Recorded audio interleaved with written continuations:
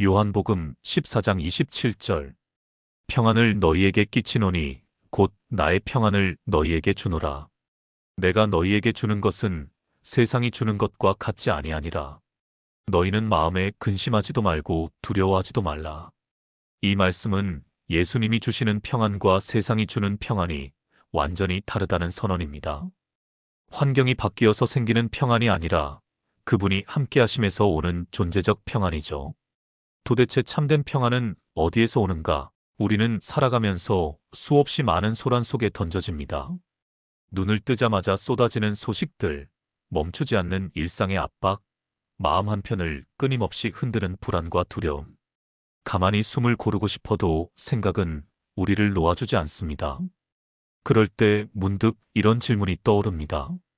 왜 나는 이렇게 쉽게 흔들리는가? 왜 마음은 잠잠해지고 싶은데 현실은 늘 나를 휘몰아치는가? 평안이라는 단어는 너무 익숙한데 정작 그 평안은 손에 잡히지 않는 날이 많습니다.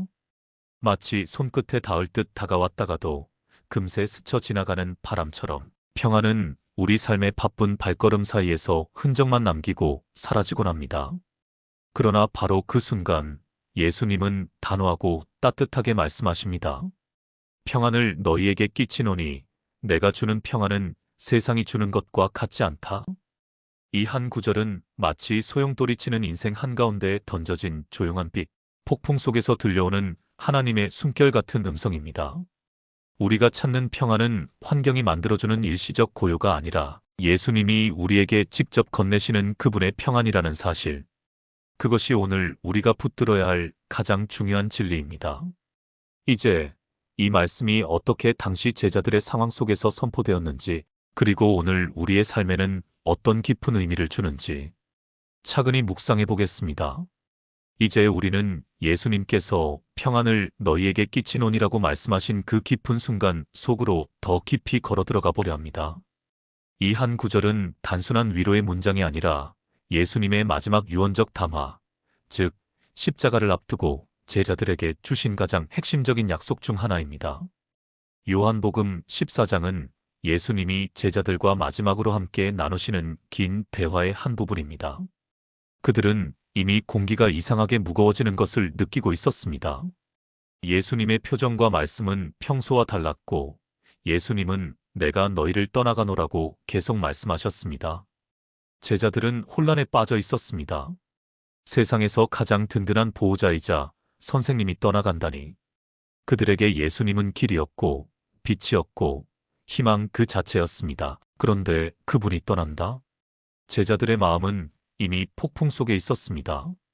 바로 그 상황 속에서 예수님은 이렇게 말씀하십니다. 평안을 너희에게 끼치노니. 이 말씀은 흔들리는 제자들의 심장을 붙잡아주는 하늘의 선언이었습니다. 여기서 끼치다로 번역된 헬라어 아피에미는 남겨두다, 전달하다, 유산처럼 물려주다라는 의미를 담고 있습니다. 즉 예수님은 이렇게 말씀하시는 것입니다. 내가 떠나가지만 빈손으로 떠나는 것이 아니다. 내가 가진 가장 귀한 것을 너희에게 남겨두고 간다.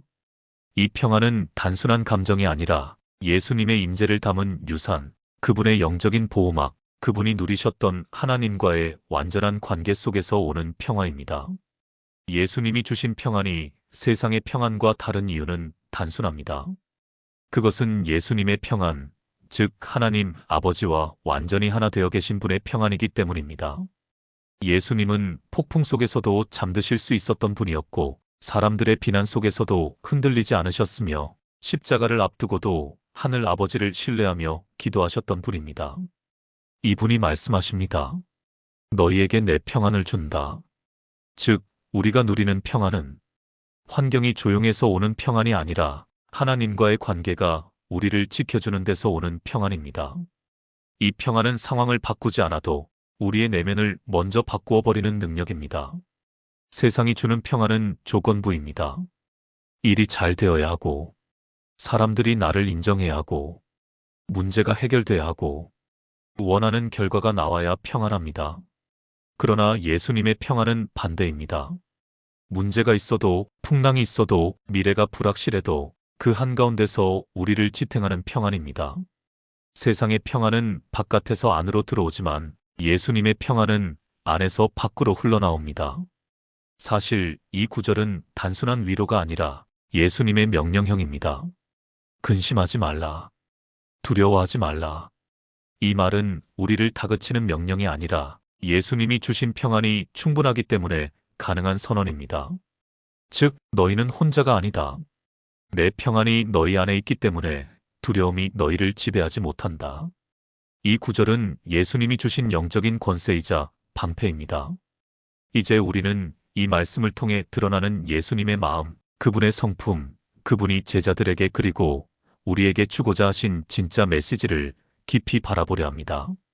본문을 이해하는 것도 중요하지만 그 말씀 속에서 예수님이 어떤 분으로 나타나시는지 발견하는 것이 묵상의 핵심이기 때문입니다. 예수님은 십자가를 앞두고 계셨습니다. 극심한 고통, 배신, 부끄러움, 버려짐을 마주해야 하는 그 밤. 누구보다 위로가 필요했던 분은 사실 예수님 자신이었습니다. 그러나 그 순간 예수님은 자신의 고통보다 제자들의 마음을 먼저 바라보십니다. 너희가 근심하는 것을 내가 안다. 그러니 내가 평안을 남기겠다. 이것이 바로 예수님의 성품입니다.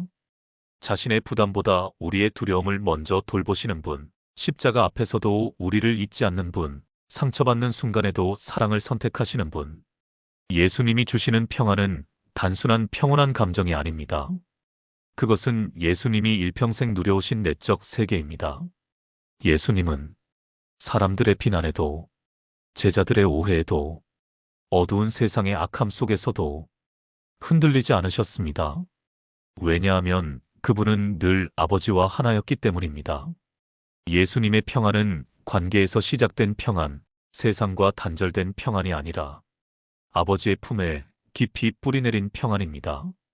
그리고 예수님은 그 평안을 너희에게 주겠다고 하십니다. 마치 이렇게 말씀하시는 것 같습니다. 내 마음을 너희에게 나누겠다. 내가 누리던 아버지의 평화를 너희의 마음 안에도 심어주겠다. 이것은 단순히 위로가 아니라 전인적 교제의 선언입니다. 예수님의 마음이 우리의 마음 안에 들어오는 일. 이것이 복음의 본질입니다. 예수님은 두려워하지 말라고 하시지만 그 명령은 인간의 연약함을 모르는 분의 말이 아닙니다. 예수님은 우리 마음이 얼마나 쉽게 흔들리는지 아십니다. 현실 앞에서 두려움이 얼마나 빨리 자라나는지도 아십니다. 그래서 두려워하지 말라는 말은 우리의 감정을 부정하는 것이 아니라 내가 너희와 함께 있으니 두려움이 너희를 지배하지 못하도록 하겠다는 약속입니다. 예수님의 명령은 부담이 아니라 보호입니다. 예수님은 육체적으로는 떠나시지만 제자들이 홀로 남겨지는 것이 아니라는 것을 반복해서 말씀하십니다. 요한복음 14장의 핵심 메시지는 이것입니다. 내가 떠나가지만 성령으로 너희 안에 머물 것이다. 이 약속은 평안과 직접 연결됩니다. 예수님 없이 평안을 누릴 수는 없습니다. 그러나 예수님의 영이신 성령이 우리 안에 거하시기 때문에 그분의 평안도 함께 머무는 것입니다. 즉, 예수님의 평안은 동행의 결과입니다. 평안은 홀로 얻는 것이 아니라 주님이 가까이에 계실 때 흘러들어옵니다. 예수님은 제자들의 흔들린 눈을 바라보며 말씀하십니다. 너희는 안전하다. 너희의 미래는 내 손에 있다. 내가 지키고 있으니 걱정하지 말아라. 평안은 상황이 말해주는 것이 아니라 예수님이 말씀해 주시는 진리입니다. 예수님의 성품을 알면 평안해지고 예수님의 마음을 느끼면 두려움이 사라집니다. 평안은 정보가 아니라 관계에서 흘러옵니다.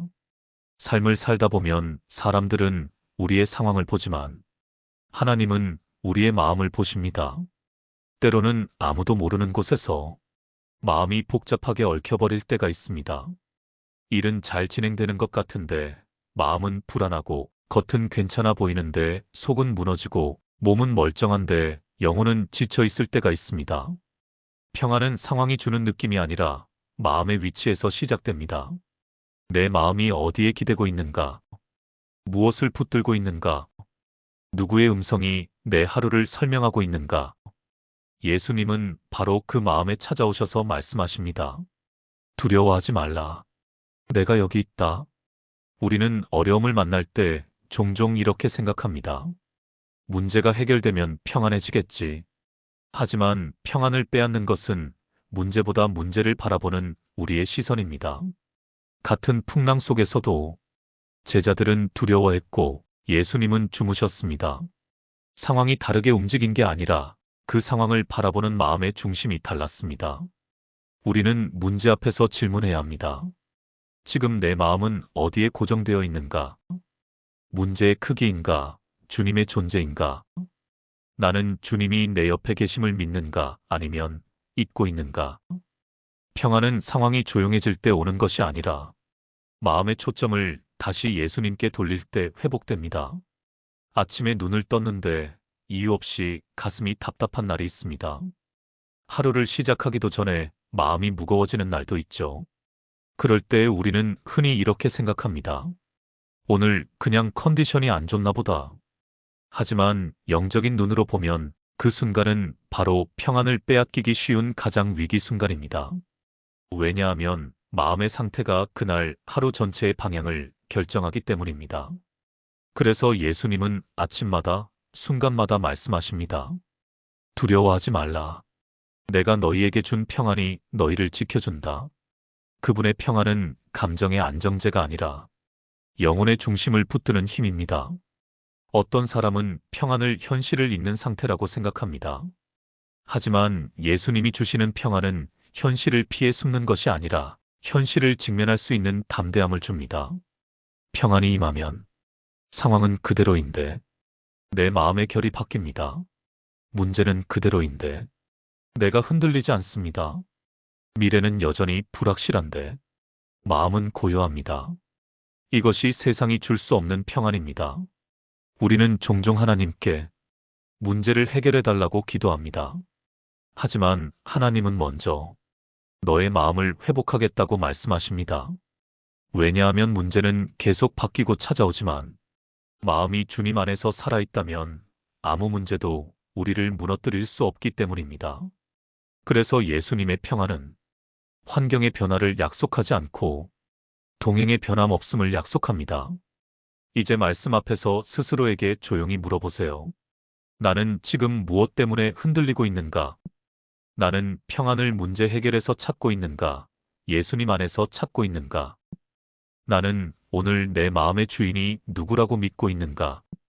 예수님이 주신 평안이 내 내면을 지배하고 있는가? 평안은 목적지가 아니라 관계 속에서 자라나는 열매입니다. 그리고 예수님은 지금도 그 열매를 우리 마음속에 키워내고 계십니다. 하나님 아버지, 오늘도 제게 생명을 주시고 이 말씀 앞에 서게 하심을 감사합니다. 소란스러운 세상 속에서도 제 마음을 지키시는 분이 오직 주님이심을 다시 고백합니다.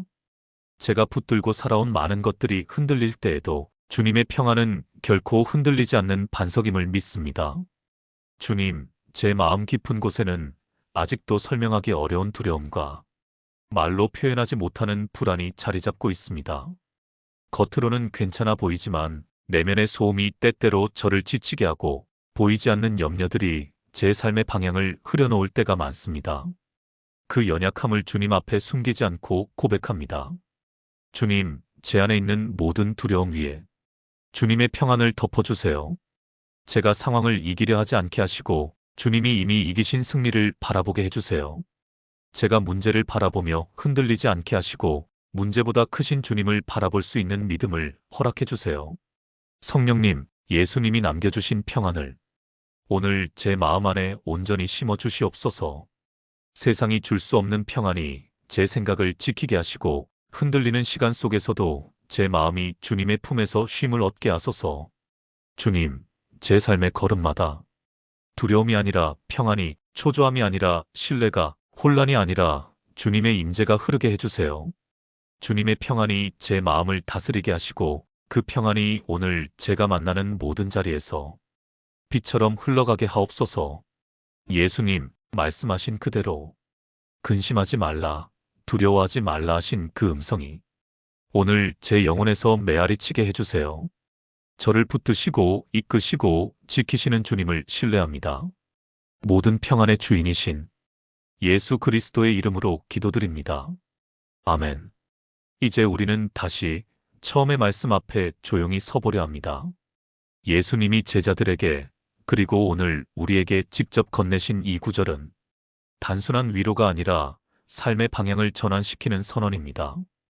평안을 너희에게 끼치노니 곧 나의 평안을 너희에게 주노라. 내가 너희에게 주는 것은 세상이 주는 것과 같지 아니하니라. 너희는 마음에 근심하지도 말고 두려워하지도 말라. 요한복음 14장 27절. 예수님의 평안은 세상의 움직임에 따라 흔들리지 않습니다. 그분이 주시는 평안은 상황을 초월한 평안이며 환경의 고요가 아니라 임재의 고요입니다. 우리는 종종 평안을 밖에서 찾으려 했습니다. 무언가 잘 풀리면, 사람들이 나를 이해해주면, 문제가 해결되면 평안할 수 있을 것이라 착각했습니다. 하지만 주님의 말씀은 다르게 말합니다. 평안은 내가 너희 안에 심어놓는 것이다. 평안은 너의 조건이 아니라 나의 존재에서 온다. 평안은 세상이 빼앗을 수 없는 나의 선물이다. 예수님의 평안이 우리 안에 자리 잡기 시작할 때 두려움은 힘을 잃고 근심은 더 이상 우리의 마음을 지배할 수 없게 됩니다. 평안은 소유가 아니라 동행의 열매이며 예수님과 함께 걸을수록 더욱 깊어지는 은혜입니다. 오늘도 우리 삶의 빈 마음, 흔들리는 마음, 지친 마음을 바라보시는 주님은 그 속에 자신의 평안을 부으십니다. 우리가 해야 할 일은 그분의 음성에 귀 기울이고 그분의 약속을 붙들고 그분의 손을 신뢰하는 것입니다. 말씀은 방향입니다. 그리고 이 말씀은 우리에게 말합니다. 두려움이 아니라 평안의 길로 걸어라. 내가 너와 함께한다. 오늘 그분의 음성을 듣고 계십니까? 그분이 주시는 평안이 당신의 영혼 깊은 곳을 조용히 그러나 강력하게 채우고 있음을 느낄 수 있습니까? 예수님이 주신 평안이 당신의 오늘을 그리고 내일을 지켜가시는 은혜가 되기를 축복합니다.